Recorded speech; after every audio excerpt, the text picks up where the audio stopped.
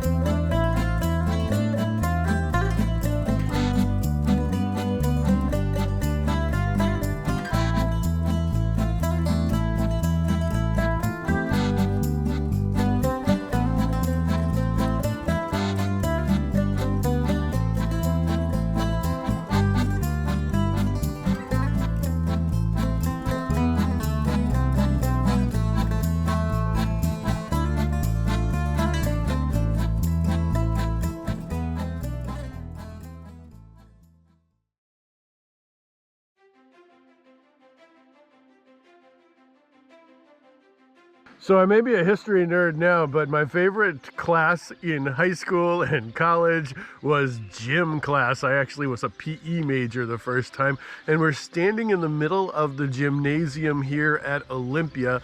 And it may not look like much right now, but the little section back here is an indicator of actually 220-meter long building, and this building was used for practicing for sprints, javelin, and discus.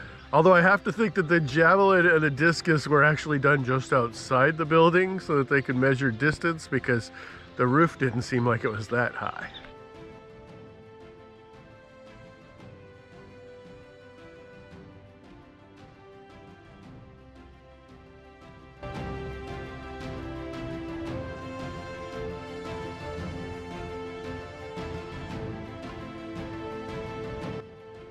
Behind me is the Palaestra in Olympia, and it's from the 3rd century BCE. And people would come from all over to train for the Olympic Games. They would train for long jumping, boxing, and even wrestling. Oh no!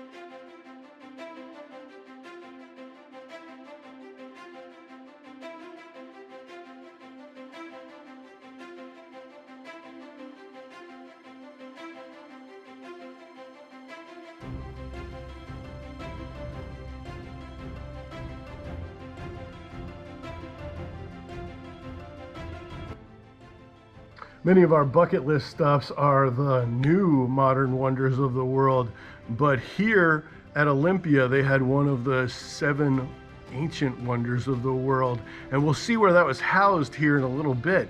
But this is a rare glimpse into where it was made. This is the workshop of Phidias, who made the statue of Zeus, one of the 7 ancient wonders of the world.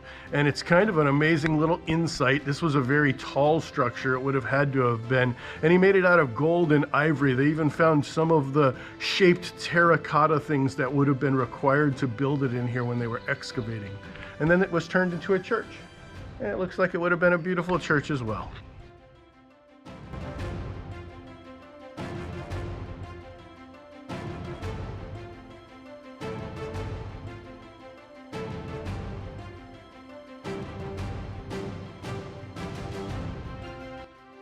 And what you're seeing here is essential if you're going to have that many people running around sweating all the time. This is the baths. And so after you're done with your exercise or your practice, you might as well come over here and detoxify a little bit.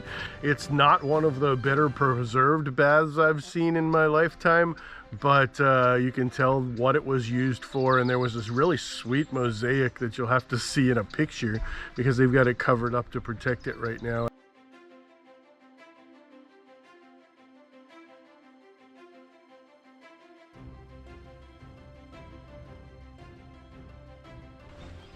It's a much larger site than I thought. It's definitely the largest one that we've seen in Greece so far. Yeah, so like this is a whole city instead of a religious site. Right. And you'd have to have like thousands of people here in order to have the Olympics, and you'd have to be able to house them and give them food. And it's a really lush valley for a really good agriculture also.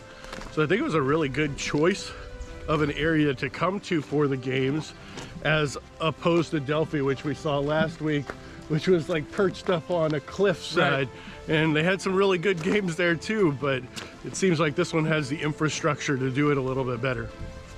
We're standing inside of this large square building called the Leonidaion. And this is where they would have housed the officials when they came to watch the Olympic Games. And what's really cool is right behind me is the main courtyard. And when the Romans took over, they actually turned it into an open air swimming pool. So you can see right here that they put a bunch of plaster on the side, and I have to think this is waterproof plaster, so you could use it as a swimming pool, kind of like a 1,000-year-old gunite that we do to our pools these days. So it's cool to see the two different cultures and how each of them have their own architectural style incorporated into it.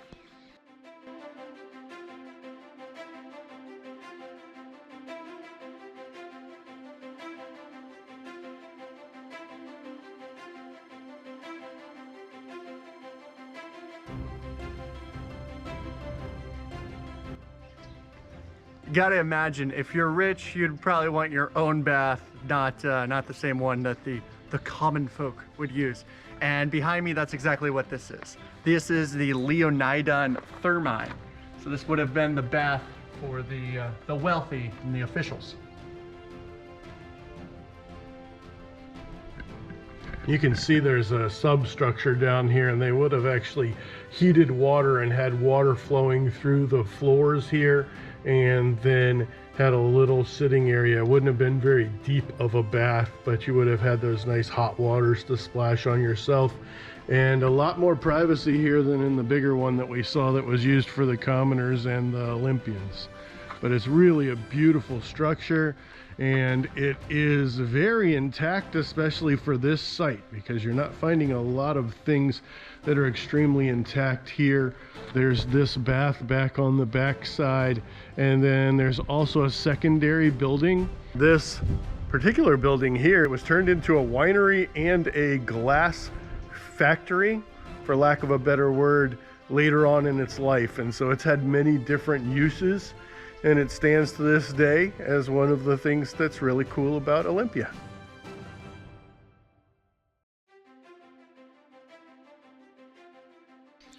This is the Temple of Zeus, and this is where that 12-meter tall gold and ivory statue that was one of the original 7 wonders of the world stood. And people would come from far and wide to go and see this amazing structure.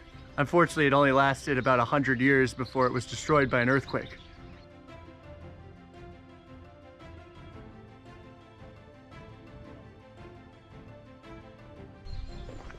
This is the Temple of Hera, and it was built in the late 7th century BC, and it's one of the most preserved examples of ancient Doric temples. It also housed a very important disc called the Disc of Truce, and then eventually it held a statue of Hermes later on in its lifespan.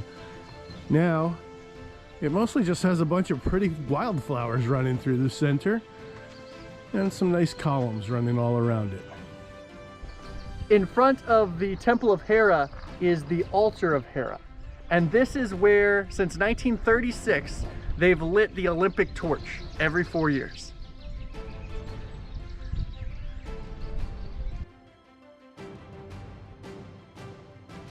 The column you see behind me was reconstructed through help with German archaeologists just recently, but it stands here as part of the votive monument of Ptolemy II. And Ptolemy II is important because this is a son of Alexander the Great, and he sets up his empire in Alexandria, Egypt, and that becomes really important for controlling the entire Mediterranean. And it would have had Ptolemy II on one side, they believe this side, and then they would have had another column with his sister on the other side.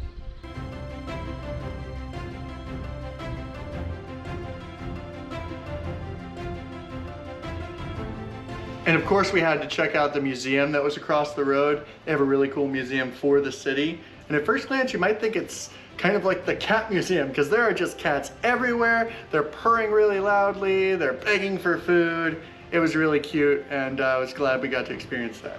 We sat on the bench there and spent a little time with our friends, and then we went over and there were a bunch of statues outside that you can see without even paying to go into the museum, and one of them in particular was really cool. This is the torso of Augustus, and it's made of some really fine marble from Mount Attica, and it's quite large. They call it Zeus style, and you can kind of see why, because I'm not sure that Augustus had those pecs. And the statues that were inside of the museum were even cooler. I especially liked the one with the lady. You could see the detail in all her hair. That was really awesome.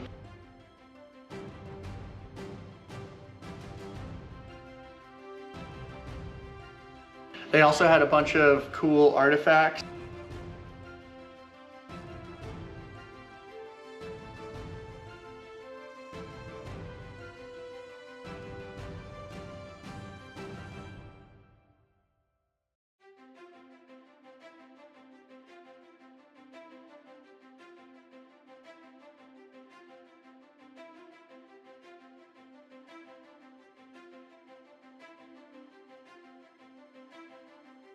I especially liked the breastplate. I know you really liked looking at those helmets.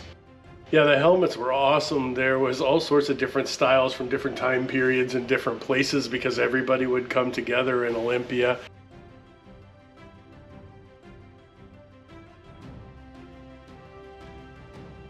I really liked a lot of the statues that were there. There was a really cool one of a cow, but what really stole the show there was the central hall where they had all the stuff from the pediments of the main temple. To me, it tells a story of things that are treasures to the place that they are. And while these might be treasures if you found them in a museum in some other country, they tell so much more of a story here, and they give a national pride, one that might be able to eventually be loaned out, but shouldn't have been procured by a different nation at any certain point. And I'd love to see some of the other works of art from here and other countries returned to their home states. We can always come to see these things. The world is much smaller than we give it credit for.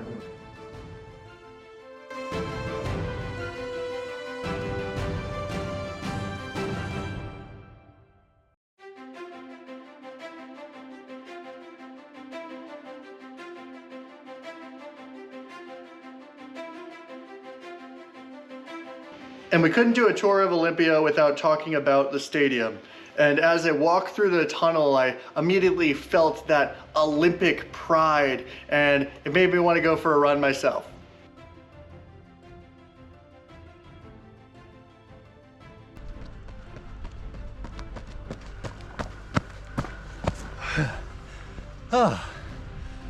From start to finish, tour of Olympia was awesome.